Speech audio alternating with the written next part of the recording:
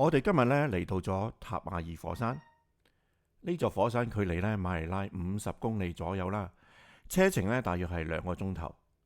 咁佢係世界上其中一座最細同埋最矮嘅火山，但呢個火山係咧非常活躍嘅。咁座火山上一次爆發，只不過係2022年3月嘅事情。咁另外咧，呢個地方嘅地貌咧都幾特別嘅。咁你發現咧，佢係一個山中有山、湖中有湖嘅格局嘅。咁我哋一齊嚟睇下。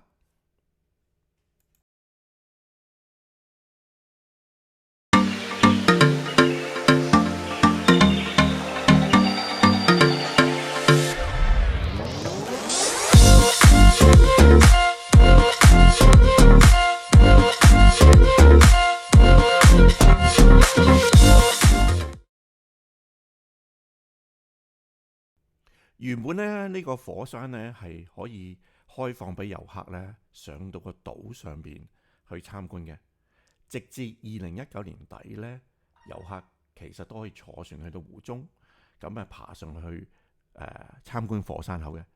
不過咧，當個火山沉寂多年之後咧，喺2020年嘅1月咧，又再度爆發啦。基於安全考量咧，而家唔俾遊客再登島噶啦。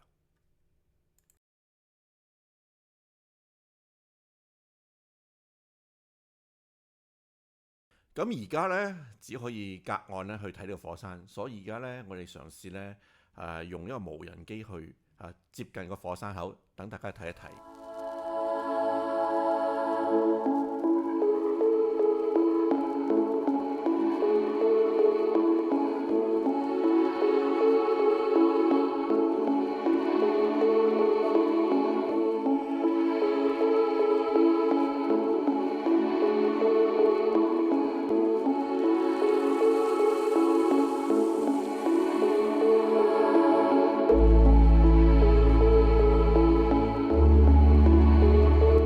你可以由畫面睇到咧，其實我哋嘅無人機咧飛得好似唔係好快咁。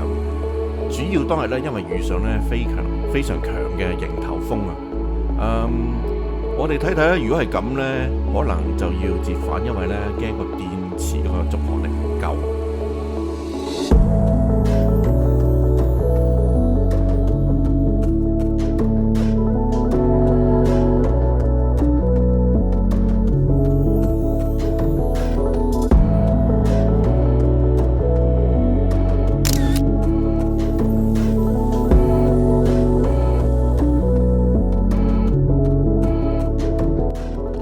咁真係冇辦法啦！試咗好多方法同埋方向去唔同嘅路徑嘗試接近火山口，都唔成功。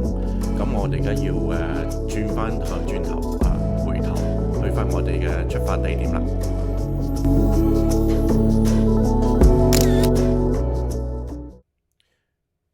你睇到咧，附近咧其實有唔少建築物嘅。甚至火山好近嘅地方附近咧有一啲住宅大廈，由此咧可以睇出咧菲律賓人咧都幾樂觀嘅，不單止唔怕火山，仲當呢度咧係景點或者一個賣點。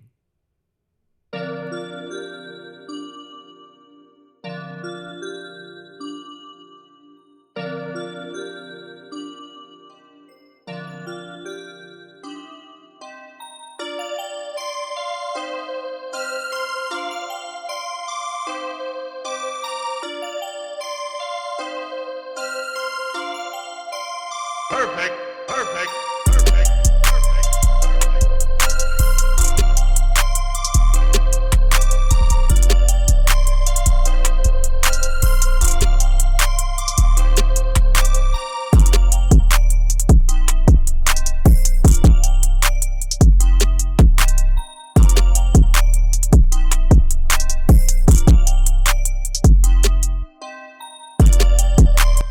以為飛到返嚟添，原來搞錯咗，我只係飛到咧我隔離嘅餐廳，有少少迷失方向添。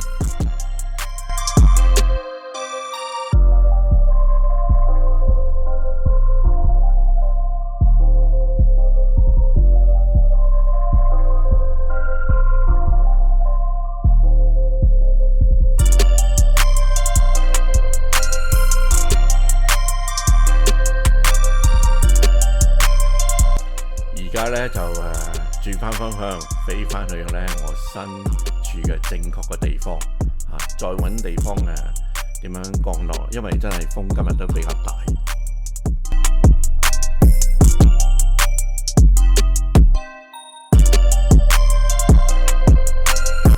風真係好大啊！如果你細心留意到咧，頭先咧我係俾一啲側風咧吹歪咗嘅，咁而家先修正翻。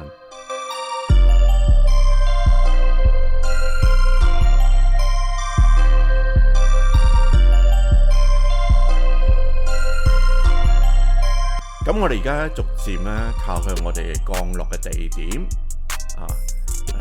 你可以睇到咧呢個前面呢個建築物咧就係我哋今日要食飯嘅餐廳嚟嘅。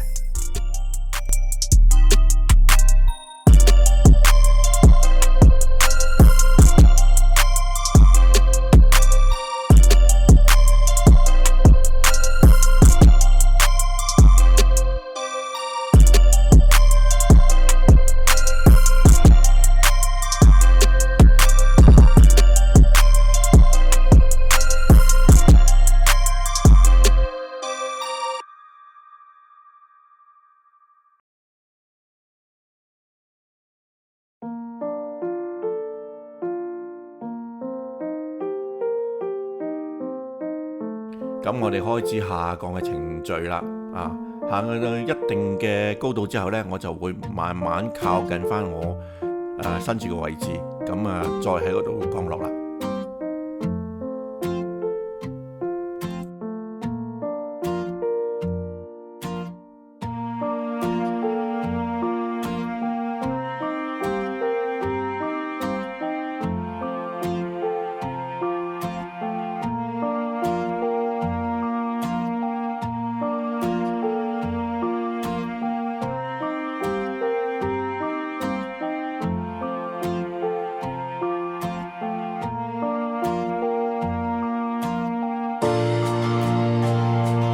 好，非常好，今次應該冇問題啦，可以安全降落啦。因為咧喺大風之下降落都唔容易。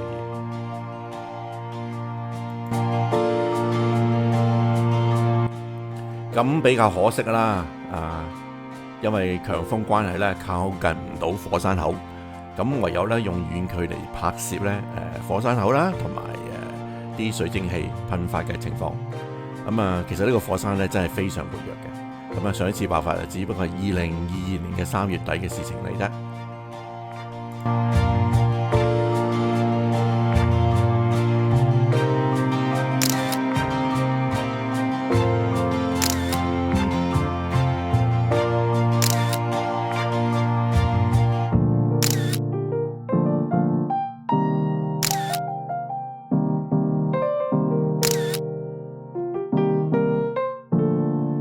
今日咧，我哋就喺呢一間餐廳咧食飯，咁裏邊咧都係啲傳統嘅菲律賓菜式嚟嘅。咁我哋食咗炸豬手、燒魚仔，據講啲魚咧就喺個湖裏邊捉嘅。海鮮拼盤呢度幾豐富下噶。牛展湯，據講呢個係當地嘅特色菜嚟嘅。餐廳咧仲有現場音樂伴奏嘅，不過啦，希望咧唔會有呢個 YouTube 嘅版權限制啦。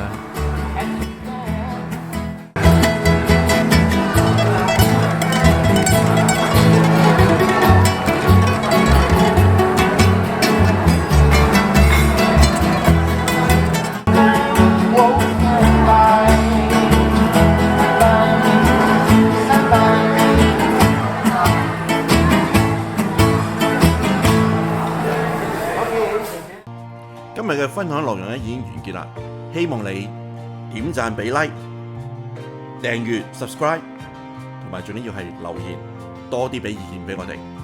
多謝收睇。